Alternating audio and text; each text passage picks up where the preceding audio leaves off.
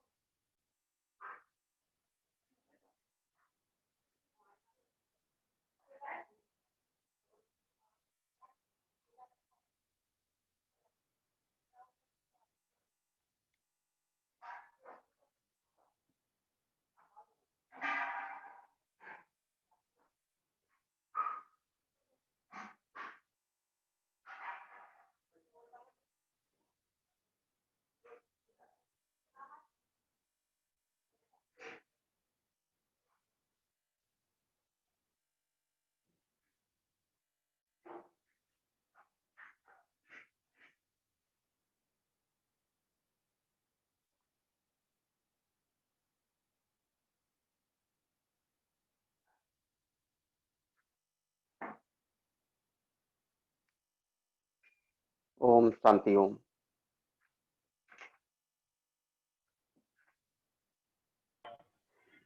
जैसा कि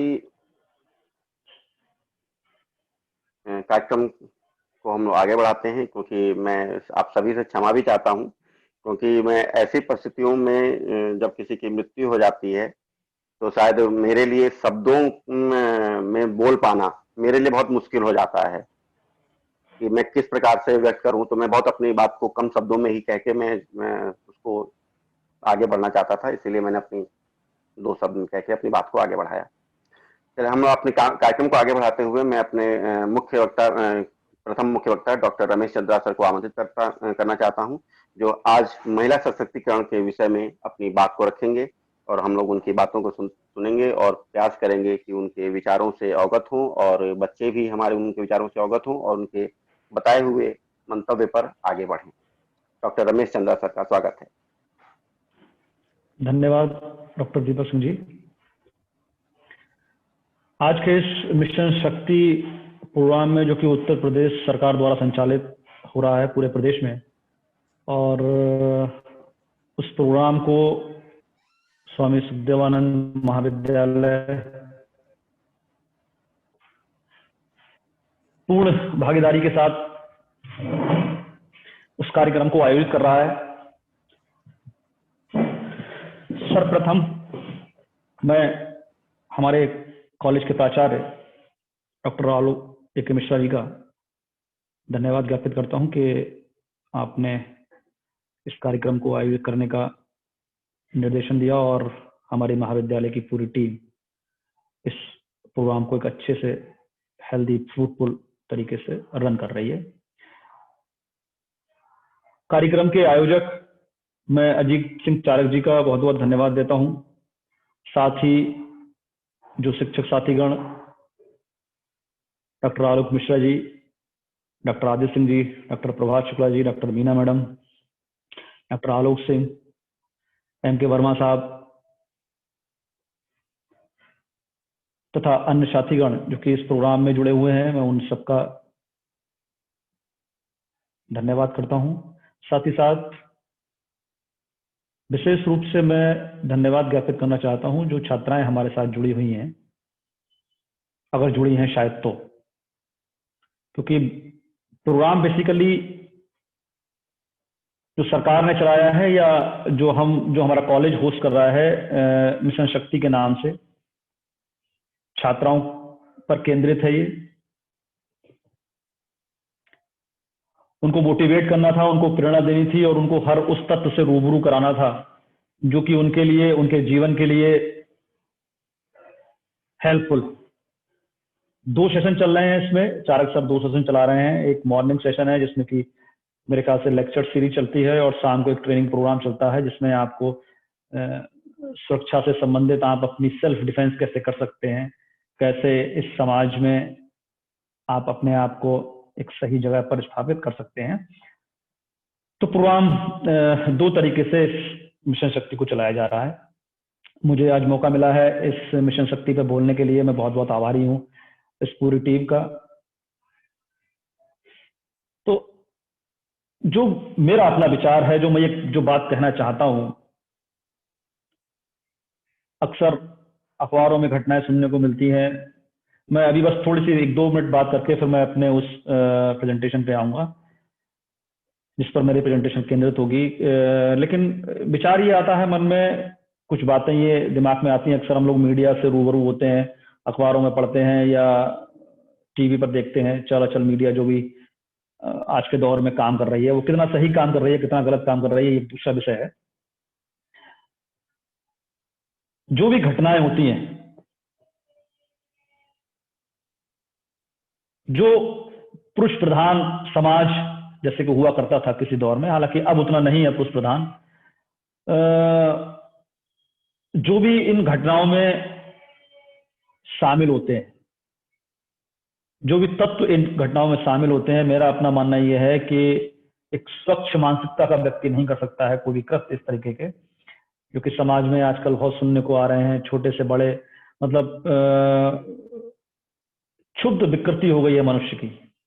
उसको ये समझ नहीं आ रहा है कि हम जो कार्य करेंगे या जो हम कार्य करते हैं, उस कार्य करने से हम तो प्रभावित होते ही होते हैं और साथ ही साथ हमसे जुड़े हुए या उस समाज से जुड़े हुए कितने लोगों की मानसिकता पर उस चीज का गहरा प्रभाव पड़ता है।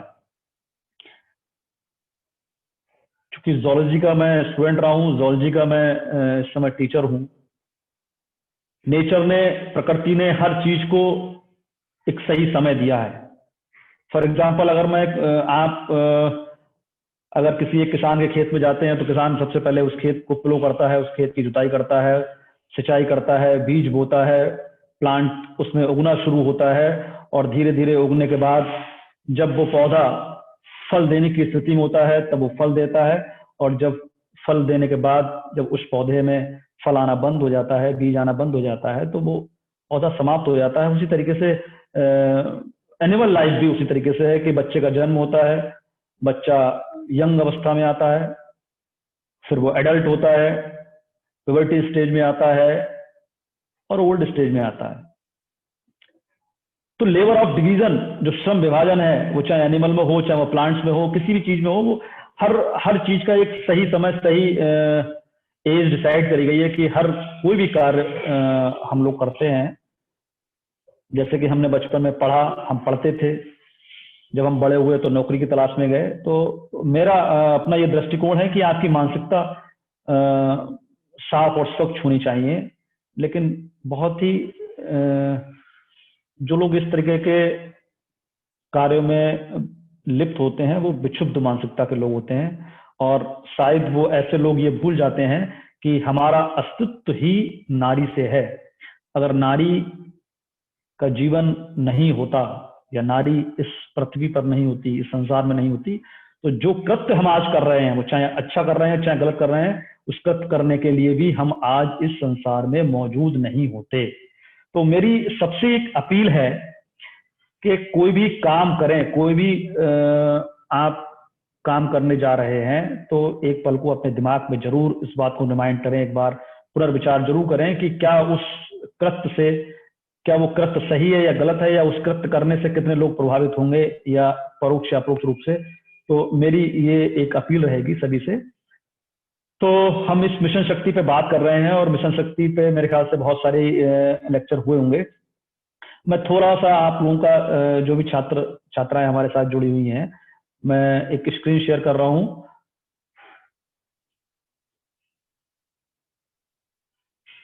और ध्यान केंद्रित कराना चाहता हूं मैं आपका इस स्क्रीन के माध्यम से।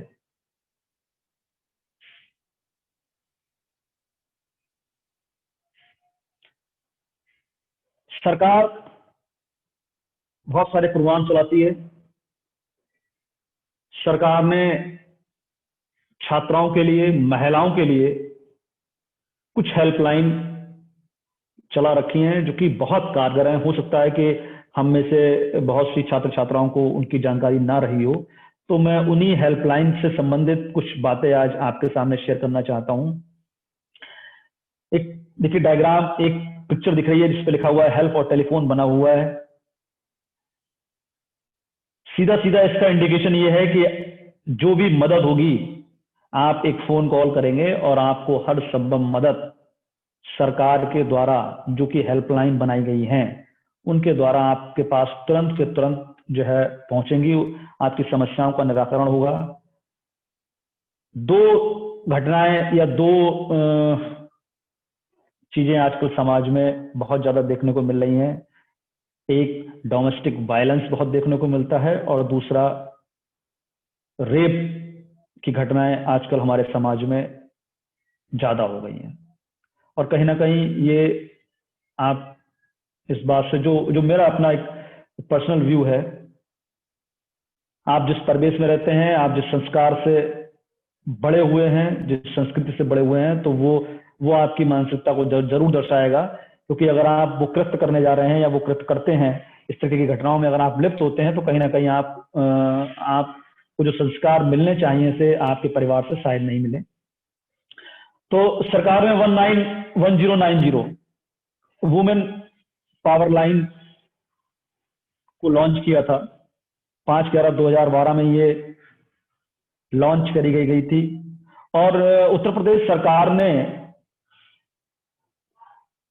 इस हेल्पलाइन को लॉन्च किया। चूंकि नाम रखा गया है वुमेन पावर लाइन, यानी कि महिलाओं के पास एक ऐसी शक्ति है कि अगर वो इस नंबर को डायल करेंगे तो तुरंत कुछ ना कुछ लाभ या उनकी समस्या का निराकरण जरूर होगा। फॉर एग्जाम्पल, अगर आप 1090 पर डायल करते हैं, आपको लगता है कि आप डोमेस्टिक वायलेंस के शिकार हो रहे हैं, या आप ईव टीचिंग का शिकार हो रहे हैं, या आपके साथ अभद्रता करी जा रही है, तो आप 1090 पर जब डायल करेंगे तो लिखा हुआ देखिए, एक राज्य एक नंबर, एक पीड़ित या उसके रिश्तेदार इस नंबर पर अपनी शिकायत दर्ज कर सकते हैं। जरूरी नहीं है कि जो एक्यूज्ड है, जो पीड़ित है, वही एक्यूज्ड वर्ड में गलत हो गया, जो पीड़ित है या जिसके साथ अभद्रता हो रही है, जरूरी नहीं है कि वही 1090 को डायल करे, उससे रिलेटिव नियर एंड डियर कोई भी, उसके माता, उसके पिता, उसके भाई, उसके बहन या उसका रिश्तेदार, कोई भी जो उसके नियर एंड डियर्स हैं, वो 1090 पर अपनी शिकायत को दर्ज कर सकते हैं। शिकायत जो भी दर्ज करेगा उसकी पहचान, जो विशेषकर आजकल समाज में एक डर सा रहता है दिमाग में हर किसी के, कि अगर मैं कोई शिकायत दर्ज करूंगा, किसी का फेवर करूंगा, किसी की हेल्प करूंगा, तो मेरी पहचान डिस्क्लोज हो जाएगी, तो हो सकता है जो व्यक्ति अभद्रता कर रहे थे या जो बुरी गलत तरीकों से महिलाओं के साथ या किसी के साथ भी जो है वो प्रॉब्लम क्रिएट करते हैं, तो हो सकता है कि वो पावरफुल हो, तो कहीं ना कहीं वो मुझे भी नुकसान पहुंचाने की कोशिश कर सकते हैं। तो पूरी तरीके से ये कॉन्फिडेंशियल है। सबसे अच्छी बात इसकी ये है कि शिकायत करने वाला जो भी व्यक्ति, जो महिला है, उसकी पहचान पूरी तरीके से कॉन्फिडेंशियल होती है, गोपनीय होती है।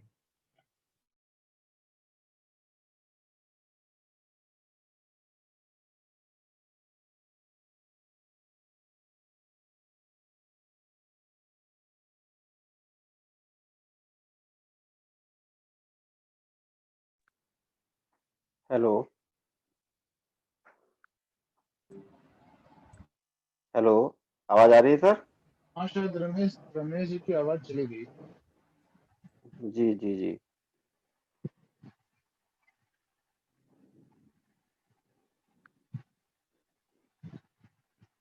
रमेश सर, आपकी आवाज नहीं आ रही है। राइट। जी जी, आ रही है, अब आ रही है, आ रही है। शायद सिग्नल प्रॉब्लम की वजह से वो हमसे कट गए हैं, अभी आ गए। जी सर। रमेश सर, आवाज आ रही है? हाँ, स्क्रीन में दोबारा शेयर करनी पड़ेगी ना मुझे? जी जी जी सर, स्क्रीन शेयर हो रही है?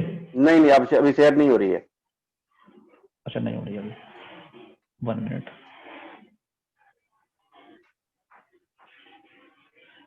डिजिटल दौर है, सरकार डिजिटल की बात कर रही है, लेकिन इस डिजिटल दौर में हम कहाँ पर हैं ये हम खुद समझ सकते हैं बेहतर। शिक्षित लोग हैं हम सब लोग, और इस बात से वाकिफ हैं कि ये सब चीजें जो प्रोग्राम्स चलाए जा रहे हैं, लेकिन उन प्रोग्राम्स में जो डिजिटल और वर्चुअल दौर की हम बात कर रहे हैं, उसमें नेटवर्क कितना हमारा साथ देता है ये हम बखूबी जानते हैं। खैर, तो 1090 की जब हम बात कर रहे थे, हमने शिकायत करी। शिकायत करने के बाद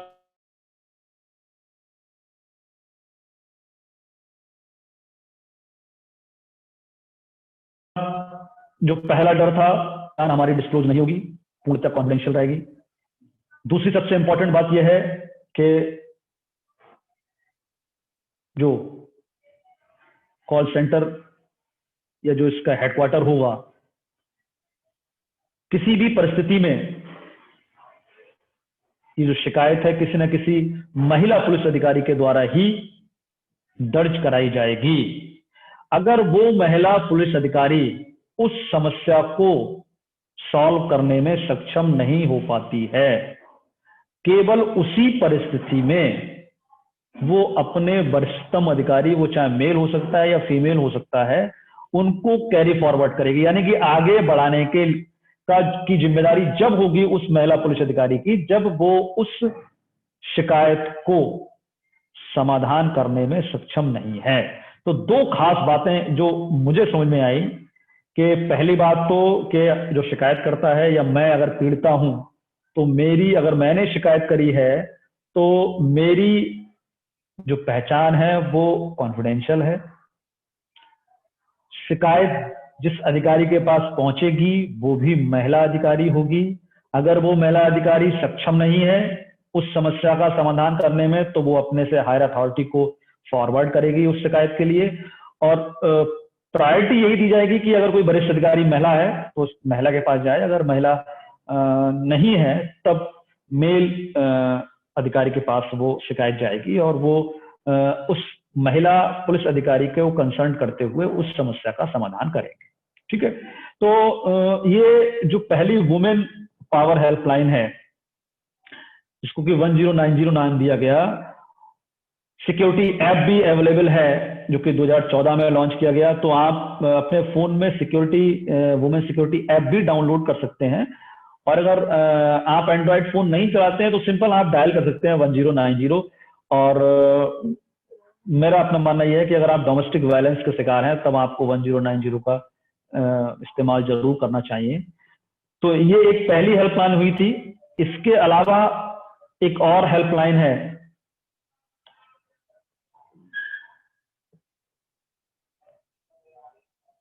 वन 1090 के अलावा भी, जिसको हम बोल रहे हैं 181 वुमेन हेल्पलाइन।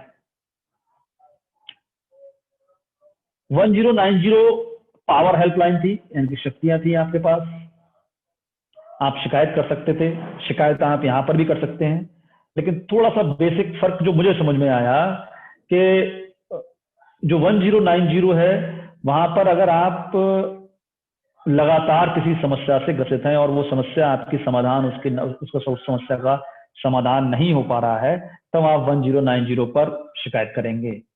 181 में जो मुझे समझ में आया, जो मैं समझाने की कोशिश कर रहा हूं आप लोगों को, कि 181 में क्या है, आपको इमीडिएट रिस्पांस मिलेगा, यानी कि ग्राउंड पर जहां पर आपके साथ कोई प्रॉब्लम हुई है तुरंत घटना स्थल पर आपकी मदद की जाएगी। वो हेल्पलाइन है आपकी 181। ठीक है। यूपी 181 महिला हेल्पलाइन के बारे में क्या है वो लिखा होगा, आपको स्क्रीन पर दिख रहा होगा कि उत्तर प्रदेश सरकार के महिला कल्याण विभाग द्वारा महिलाओं की हेल्प के लिए एक निशुल्क हेल्पलाइन, हालांकि 1090 भी निःशुल्क है और ये भी निःशुल्क है, 24/7 पर आप अपनी समस्या को बता सकते हैं। और जैसे ही आपकी समस्या इस हेल्पलाइन के माध्यम से उस कंसर्न डिपार्टमेंट के पास पहुंचेगी, तो जिस घटना स्थल पे, यानी कि जो घटना स्थल है आपका, देखिए फर्क जो मुझे समझ में आया और जो मैं आपको समझाने की कोशिश कर रहा हूं कि 1090 में आप लगातार किसी समस्या से पीड़ित हैं और उस समस्या से आपको निजात पाना है, तब आप 1090 पर कॉल करेंगे। और आपको लगता है कि आप रैंडम कहीं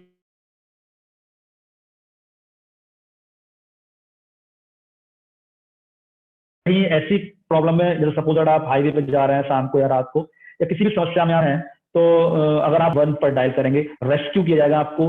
और इस रेस्क्यू में भी एक जो स्पेशलिटी है इस रेस्क्यू प्रोसेस की, कि यहाँ पर भी आपके साथ जो रेस्क्यू वैन आएगी या जो रेस्क्यू की टीम आएगी, उसमें महिला कर्मी ही तैनात होंगे, वो चाहे वॉलंटियर्स हों या साथ ही साथ चाहे वो पुलिस फोर्स हो। तो ये 181 की बात थी कि हेल्पलाइन। अब थोड़ा सा हम इसकी उपयोगिता पर अगर जानकारी प्रकाश डालेंगे कि आखिर क्यों ऐसा हुआ कि 1090 के अलावा 181 भी लाने की जरूरत पड़ी सरकार को। तो देखिए लिखा हुआ है कि बात कर रहे हैं कि महिलाओं एवं बच्चों के साथ किसी भी प्रकार की अप्रिय घटना होने पर, बताया भी था मैंने आपको कि आपके साथ कोई भी ऐसी घटना हो जाती है तो तत्काल उस घटना स्थल पर आपकी सपोर्ट के लिए जो टीम पहुंचती है, ये काम यूपी 181 करेगी। आप हो सकता है कि आप लगातार घरेलू हिंसा का शिकार ना हो, आपको डे 1 आपके साथ डोमेस्टिक वायलेंस हुआ हो, डे 1 में घरेलू हिंसा हुई हो, और लेकिन वो घरेलू हिंसा इतनी ज्यादा हुई, आपको उसकी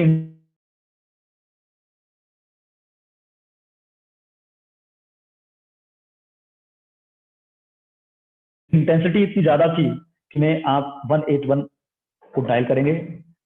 अगर आपको कोई कानूनी सलाह लेनी है, पुलिस से संबंधित कोई सलाह लेनी है, आप 181 डायल करेंगे। आपको अपने अधिकारों के बारे में बात करनी है, आप 181 डायल करेंगे। आपके मन में कोई डाउट है अपने अधिकारों को लेके या किसी कानूनी परामर्श को लेके, तब आप 181 पे जब डायल करेंगे तो जो वहां पे आपको टेली काउंसलिंग भी की जाएगी, आपको काउंसिल किया जाएगा, आपको बताया जाएगा कि ये क्या सही है या इनमें से क्या चीज गलत है। तो ये जो है वो ये है उपयोगिता किसकी, 181 की। इससे पहले बताया कि आखिर 181 क्या था। तो दो तरीके की हेल्पलाइन पे मैंने आज बात करी, 1090 और दूसरा है 181।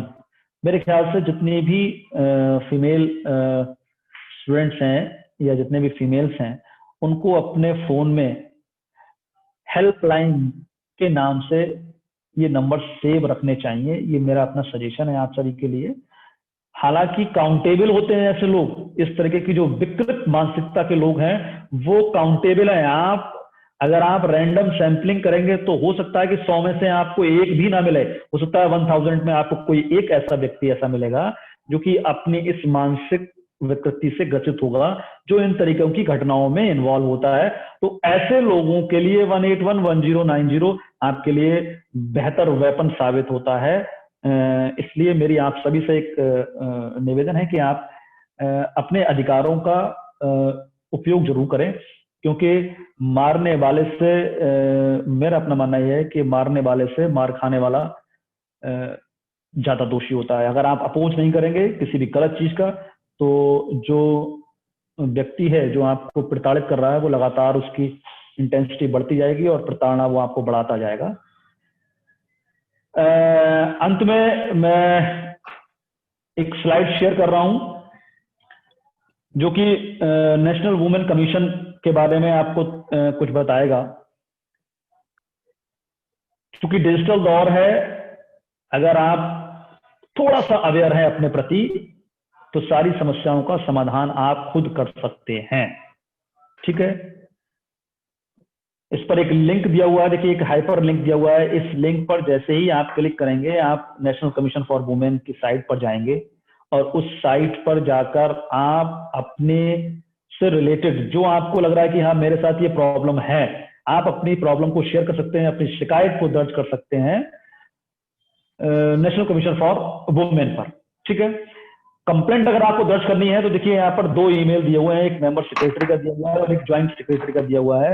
ये दोनों ऐसे ईमेल हैं कि जहां पर आप अपनी समस्याओं को ईमेल भी कर सकते हैं। एड्रेस दिया हुआ है, फोन नंबर्स दिए हुए हैं। कंप्लेंट रिलेटेड क्वेरी अगर आपको करनी है, आपने कोई कंप्लेंट दर्ज करी थी और आपको जानना है कि उस कंप्लेंट का स्टेटस क्या है, तो देखिए ये 2 नंबर दिए हुए हैं। इन दोनों नंबरों पर आप क्या कर सकते हैं, डायल करके अपने कंप्लेंट की स्टेटस को पता कर सकते हैं। ये तो नेशनल कमीशन फॉर वुमेन था। ऐसे ही उत्तर प्रदेश में भी हमारे यहाँ क्या है, वुमेन कमीशन है।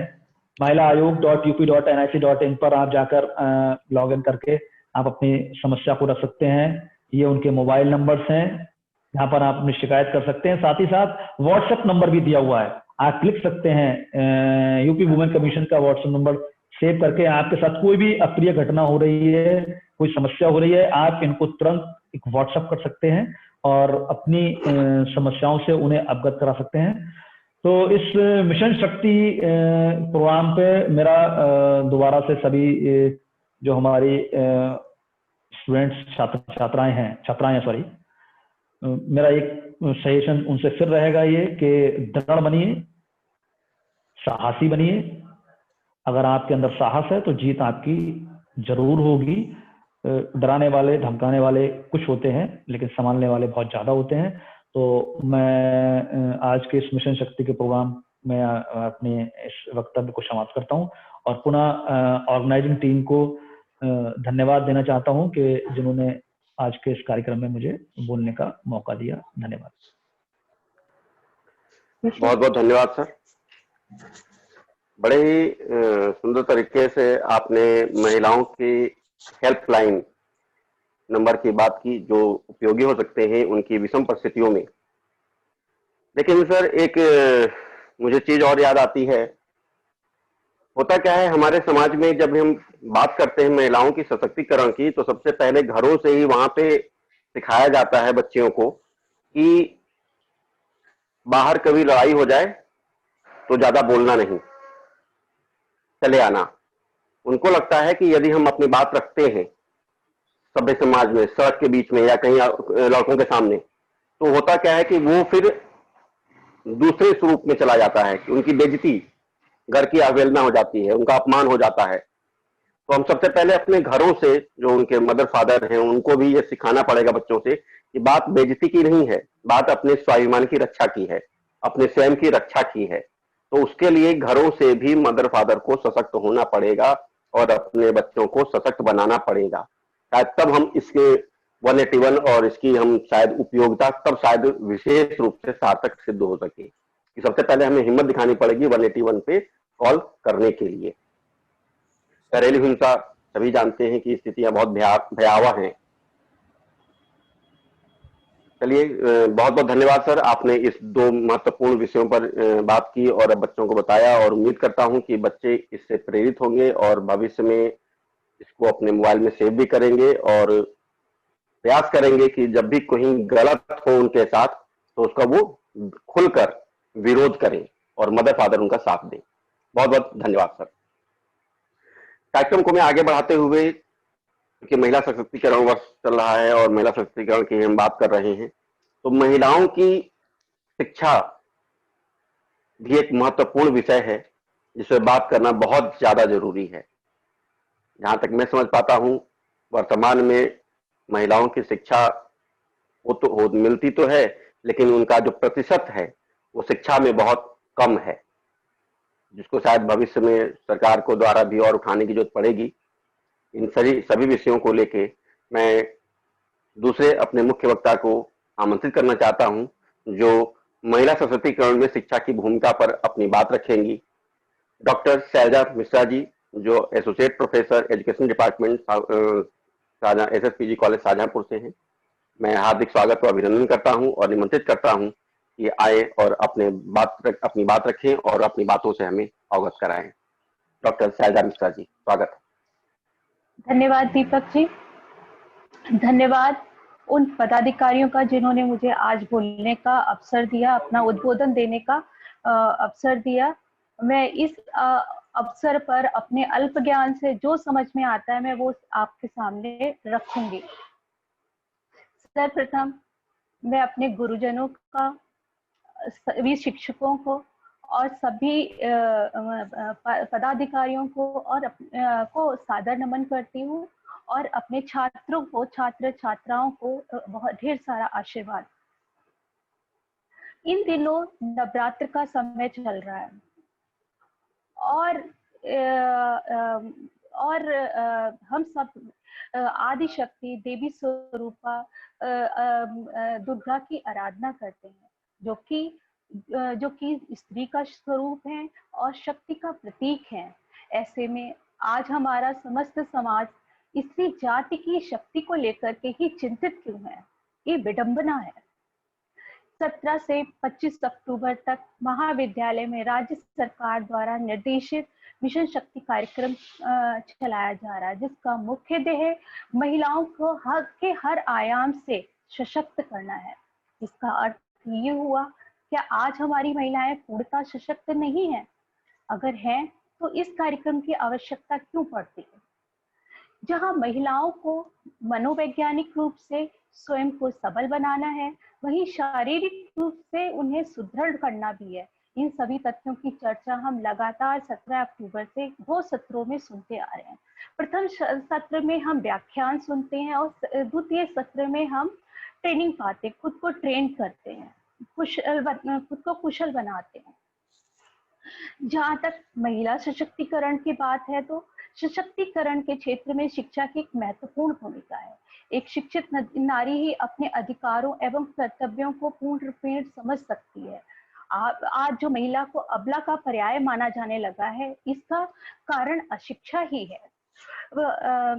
शिक्षा वह अस्त्र है जो व्यक्ति के व्यवहार को परिमार्जित करती है, उसका व्यवहार परिवर्तन करती है और उसका व्यक्तित्व परिवर्तन भी करती है। यदि समस्त महिला जाति उस शस्त्र को धारण कर ले तो इससे वह कितने ही कुसंस्कारों, कुरीतियों, अत्याचारों, व्यभिचारों जैसी तमाम बुराइयों का अंत कर सकती है। ठीक वैसे ही जैसे देवी दुर्गा ने, आदि शक्ति ने महिषासुर, चंडमुंड, शुंभ निशुंभ जैसे दैत्यों को काल के गाल में पहुंचा दिया। किंतु स्मरण रहे कि केवल शिक्षा प्राप्त करना अर्थात शिक्षित होना ही सशक्त होने का पर्याय नहीं है, बल्कि शिक्षा शिक्षा के द्वारा अधिकारों के लिए उपयोग करना भी है, आवश्यक है। हम में से कितनी ही महिलाएं ऐसी हैं, मैं खुद स्वयं जानती हूँ ऐसी कितनी ही महिलाओं को जो शिक्षित भी हैं और पूर्णतः आर्थिक रूप से सबल भी हैं, और इसके बावजूद भी वो सशक्त नहीं है। उनको हम सशक्त नहीं कह सकते क्योंकि वो अत्याचारों को सहन करती है, उसको अपनी मजबूरी मानती है। आज भी वो अपनी सैलरी का उपयोग अपने पति की इच्छा के बिना नहीं कर सकती। उनका एटीएम कार्ड उनके पतियों के हाथ में होता है। ये सशक्त होना नहीं है, अर्थात शिक्षित होना सशक्तता का पर्याय नहीं है। यहाँ पर मुझे एक छोटी सी कहानी याद आती है जो मैंने बचपन में अपने बड़ों से सुनी थी। एक बार जब भगवान विष्णु ने त्रेता में राम के रूप में अवतार लिया, तब भगवान शिव ने पार्वती जी से कहा कि मेरे प्रभु श्री राम के रूप में अवतार ले रहे हैं, अब मुझे भी धरती पर उनकी सेवा के लिए जाना होगा। पार्वती जी ने सुना, ठीक है आप जाइए, मैं भी आपके साथ चलूंगी। तब उन्होंने कहा कि नहीं, तुम मेरे साथ नहीं आ सकती क्योंकि वहां मुझे ब्रह्मचारी रूप में उनकी सेवा करना है। तब पार्वती जी ने कहा ठीक है कोई बात नहीं, मैं तो चलूंगी। तर्क दिया कि मेरे बिना तो आप नहीं जा सकते और ना मैं आपके बिना यहाँ पर रह सकती हूँ, इसलिए मुझे तो जाना ही है। तब शिव जी ने कहा ये कैसे संभव है? तब पार्वती जी ने कहा ठीक है, आप वानर रूप धारण करिए, आप वानर रूप हनुमान के रूप में उनकी सेवा करेंगे तो मैं आपकी पूंछ में वास करूंगी। कहते हैं वानर की शक्ति उसकी पूंछ में ही होती है और वो उसे अपनी पूंछ प्रिय भी बहुत होती है। तो अर्थात कहने से तात्पर्य है कि शक्ति की एक सभ्य समाज की उसकी इसकी जाति शक्ति से वो अपनी इस जाति के बुनियाद पर ही सुदृढ़ हो सकता है। तभी तो प्राचीन समाज हमारा अत्यंत समृद्धशाली था, क्योंकि वहां पर हम भगवती दुर्गा की उपासना यही नहीं करते थे बल्कि स्त्री स्वरूप को प्रतिष्ठित भी करते थे। हमारे यहाँ वहां पर उस काल में महिलाओं का योगोपवीत संस्कार होता था। उनको उनके लिए शिक्षा प्राप्त करने के लिए कोई पृथक विद्यालय नहीं था। वो अपने साथी जो छात्र होते थे उन्हीं के साथ में शिक्षा ग्रहण करती थी। वो युद्ध शिक्षा से लेकर के ज्योतिष शिक्षा में पारंगत होती थी। इसके उदाहरण हमारे इतिहास में भरे पड़े हैं, चाहे देवी सीता हो, अनुसुईया हो, अहिल्या हो या कैकेयी हो या फिर द्रौपदी जैसी नारियां हो, जो एकदम एक शक्तिशाली महिला की पहचान थी। इसका साक्षात उदाहरण हमारे सामने है। अब यहाँ पर ध्यान देने वाली बात ये भी है, क्या शिक्षा प्राप्त कर लेने से या सशक्त हो जाने से ही स्त्री समाज की भलाई संभव है? ऐसा नहीं है। शिक्षा से जहाँ हम अधिकारों से परिचित होते हैं, हमें अधिकार प्राप्त होते हैं, ठीक वैसे ही जैसे अभी हमारे अग्रिम वक्ता रमेश जी ने हम सबको महिला सुरक्षा और महिला अधिकारों से संबंधित जानकारी दी, ये शिक्षा के द्वारा ही संभव है। तो इन सब चीजों से हम जागरूक होते हैं, लेकिन इसके साथ साथ शिक्षा हमें संस्कारित भी करती है। शिक्षा संस्कार का भी पर्याय है। यदि हम केवल अपने अधिकारों के प्रति सजग हों और कर्तव्यों के प्रति ना हों तो ये शिक्षा की पहचान नहीं है। जहां हमें अधिकारों के प्रति सजग होना है, वही हमें अपने कर्तव्यों के प्रति भी सजग होना है, क्योंकि एक नारी जाति के कंधों पर तमाम कर्तव्यों का दायित्व होता है। उसको इन सब कर्तव्यों को बखूबी निभाना चाहिए। उसे जहां उसे एक बेटी का कर्तव्य पूर्ण करना होता है, वही उसे एक पत्नी, बहू, एक माँ और तमाम सारे और कर्तव्य हैं, उन पर भी उसे खरा उतरना होता है। इन सभी कर्तव्यों के प्रति अगर वो सजग है और अधिकारों के प्रति यदि है और इसके साथ साथ कर्तव्यों को भी बखूबी निभाती है, तभी वो संस्कारित है और इसका सारा ध्येय उसकी शिक्षा को जाता है। तभी वो सही मायने में शिक्षित भी है। शिक्षा का कर्तव्य बोध कराना भी है इसका, और इसके साथ साथ हमें कर्तव्यों के प्रति सजग बनाना भी है, तभी हम सही मायने में सशक्त हो सकते हैं। मैं अपनी वाणी को बहुत अधिक ना लेते हुए अंत में कहना चाहती हूँ कि नवरात्र के पावन पर्व पर शक्ति अधिष्ठात्री माँ दुर्गा के चरणों में नमन करते हुए उनसे एक शक्ति का वरदान मांगती हूँ और अपनी वाणी को यहाँ पर विराम देती हूँ। या देवी सर्वभूतेषु शक्ति रूपेण संस्थिता, नमस्तस्यै नमस्तस्यै नमस्तस्यै नमो नमः। धन्यवाद। धन्यवाद मैम। आपने अपने वक्तव्य में महिला सशक्तिकरण के विषय में, उनकी शिक्षा के विषय में अपनी बात रखी। मैं उम्मीद करता हूं कि सभी छात्र छात्राओं को इस विषय को सुनकर ज्ञान प्राप्त हुआ होगा और उसको आगे प्रयास करेंगे कि अपने जीवन में उतारने का। मैं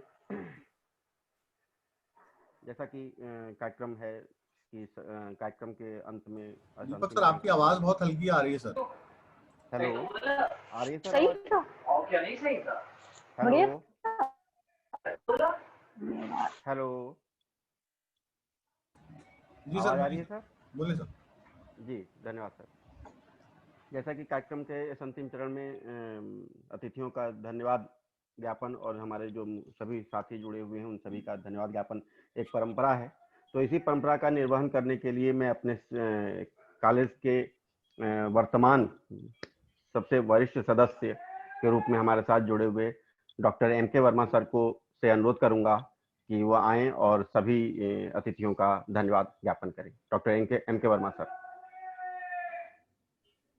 हेलो सर। जी सर। हाँ, नवरात्रि के पावन पर्व पर महिला सशक्तिकरण कार्यक्रम में आयोजित इस विस्तृत श्रृंखला में हम अपने प्राचार्य डॉक्टर ए के मिश्रा का हृदय से स्वागत, अभिनंदन एवं वंदन करते हैं। इस कार्यक्रम के आयोजक डॉक्टर अजीत सिंह चारग और उनके सहयोगी डॉक्टर प्रांजल शाही का हम हृदय से आभार व्यक्त करते हैं, जिन्होंने बहुत समय पर और बहुत विस्तृत व्याख्यान एवं प्रशिक्षण कार्यक्रम का आयोजन किया। आज के मुख्य वक्ता डॉक्टर रमेश चंद्रा, विभागाध्यक्ष जंतु विज्ञान विभाग, आपने अत्यंत ही प्रभावशाली तरीके से, रोचक तरीके से और पावर पॉइंट प्रेजेंटेशन के का उपयोग करते हुए आपने बड़ा अच्छा जो है थोड़ा सा लीगल उस पर प्रकाश डालते हुए बहुत अच्छा ज्ञान दिया। ये हम लोगों के लिए भी, बालिकाओं के लिए और महिलाओं के लिए अत्यंत उपयोगी रहा है। हम आपसे कुछ ये भी उम्मीद कर रहे थे कि शायद आप जंतु विज्ञान से जुड़े हैं तो कुछ हार्मोनल इम्पैक्ट पर भी जो है आप पुरुष और महिलाओं के उस पर प्रकाश डालते, लेकिन हमको लगा कि आपको ये समीचीन नहीं लगा होगा, इसलिए आप उस पर प्रकाश नहीं। दूसरी वक्ता डॉक्टर शैलजा मिश्रा बहुत ही रोचक, प्रभावशाली एवं विद्युत तरीके से उन्होंने अपनी बात रखी। आप शिक्षा विभाग में एसोसिएट प्रोफेसर के पद पर आसीन हैं। आपका व्याख्यान वास्तव में बहुत ही रोचक और विद्वत रहा है और इससे हमारे विद्यार्थी और श्रोतागण निश्चित रूप से लाभान्वित हुए हैं। इस क्रम में हम इस कार्यक्रम में के आयोजन में जो सहयोगी भूमिका में रहे हैं डॉक्टर शालीन जी, डॉक्टर आदित्य सिंह जी,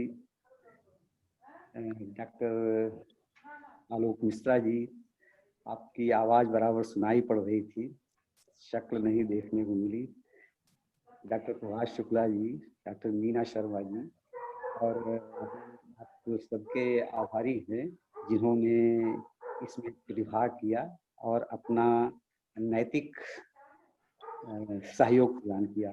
हम उन सभी विद्यार्थियों, छात्र छात्राओं के प्रति भी आभारी हैं जिन्होंने इस कार्यक्रम में रुचि लेकर के और अपने भविष्य में आने वाली कठिनाइयों से मुखातिब होने के लिए अपने को तैयार करने के लिए उत्सुक हुए। हम आपका हृदय से आभार व्यक्त करते हैं और एक बार हम अपने सभी आयोजकों, वक्ताओं और डॉक्टर दीपक जी का नाम हम भूल गए थे, डॉक्टर दीपक जी को होस्ट हैं और डॉक्टर दीपक जी के साथ सभी हृदय से आभार व्यक्त करते हैं। बहुत बहुत धन्यवाद। बहुत बहुत धन्यवाद सर, आपने हमारे आमंत्रण को स्वीकार किया। जी सर, स्वागत है। मैं थोड़ा सा चंद कुछ बातें जोड़ना चाह रहा था यहाँ पर। बिल्कुल बिल्कुल। सभी साथीगण हमारे जुड़े हुए हैं इस आयोजन में। हमसे ज़्यादा भूमिका शालीन जी की है और मैं उनको हार्दिक स्वागत और इस बात का धन्यवाद देता हूं कि जो कुछ हम कर पा रहे हैं सिर्फ उनके सहयोग से ही हो रहा है। नाम मात्र मेरा इसमें तो जुड़ाव है, तो शालीन सर को जरूर हम साथ में लेके चल रहे हैं और उन्हीं की वजह से ये सब संभव हो पा रहा है। बिल्कुल सही कह रहे हैं सर, क्योंकि शालीन सर एक कहा जाए तो एक ऐसी केंद्र बिंदु हैं किसी भी कार्यक्रम की, या जिसे कहते हैं रीढ़ की हड्डी, कि बिना उनके कार्यक्रम शायद संभव नहीं हो पाता है। जब तक उपस्थित ना रहें, जब तक वो अपनी सहभागिता पूरी तरीके से ना कहें। और अब आप इतने से ही समझ सकते हैं उनकी कार्य की गंभीरता को, कि मैं पूजा कर रहा था, पूजा करते करते उन्होंने 4 बार कॉल करके मुझे मतलब जोड़ा, क्योंकि मैं ठीक 10 बजे ही जुड़ पाया था। तो ये उनकी कार्य शैली को, उनकी गंभीरता को दर्शाता है। और मेरी तारीफ हो रही थी? आपकी तारीफ ही हो रही है सर। और मैं समझ जाऊंगा सर, बीच में मैं उम्मीद करता हूँ कि सर का सहयोग हमेशा मुझे, हम लोग को ऐसे ही मिलता रहे। मैं एम के वर्मा सर का भी बहुत बहुत धन्यवाद करता हूं, जिन्होंने हमारे आमंत्रण को स्वीकार कर धन्यवाद की इस परंपरा का निर्वहन किया। बहुत बहुत धन्यवाद सर। और सर एक चीज और है बच्चों के लिए, विशेष रूप से आप सभी को ज्ञान है कि 23 तारीख को वाद विवाद प्रतियोगिता का आयोजन होना है। तो कृपया अपने वाद विवाद प्रतियोगिता के लिए अपने नाम कल शाम तक सभी लोग दर्ज अवश्य करा दें, पक्ष में या विपक्ष में, जो भी बोलना चाहते हैं बच्चे। सर और कोई सूचना बच्चों के लिए? आप 23 तारीख को कराने वाले हैं ना इसको? हाँ सर, वाद विवाद प्रतियोगिता 23 तारीख को। तो 23 तो कल ही आपकी हो जाएगी फिर? जी सर, जी सॉरी, आज 23 कल ही है, तो आज शाम तक नाम दर्ज करा दें। हाँ, थोड़ा सा उसमें ये है, तो आज शाम तक नाम अवश्य दर्ज करा दें, क्योंकि बच्चों का ही कार्यक्रम है और मैं देख पा रहा हूं कि बच्चे ही सबसे पीछे हैं। ऐसा लगता है जैसे कि कोरोना काल उनके लिए मस्ती का सबब लेके आया है। न उनको पढ़ाई से कोई मतलब रह गया है और न ही शायद शिक्षा का उद्देश्य उनके लिए रह गया है, क्योंकि स्टूडेंट्स किसी भी कार्यक्रम में अपनी सहभागिता नहीं कर रहे हैं। पिछले मैं 1 महीने से देख रहा हूं, तो सारे स्टूडेंट्स गायब हैं और शायद ये किसी भी कार्यक्रम की वजूद उन छात्राओं से ही होता है जो जिनके लिए कार्यक्रम किया जा रहा है। तो आप सभी से अनुरोध है, अपने साथियों को भी ये बताइएगा कि आपके बिना ये कार्यक्रम संभव नहीं है, या आपके बिना ये कार्यक्रम अधूरा है। मैं संभव तो नहीं कहूंगा, लेकिन अधूरा अवश्य है। इसलिए सभी छात्र छात्राएं इसमें अवश्य सहयोग करें और सहभाग करें।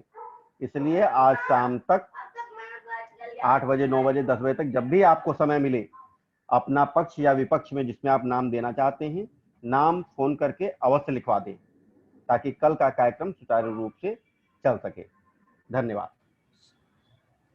मैं होस्ट से अनुरोध करूंगा कि आज की शायद कार्यक्रम हम पूर्ण कर चुके हैं, तो इस मीटिंग को यहीं पर समाप्त किया जाए।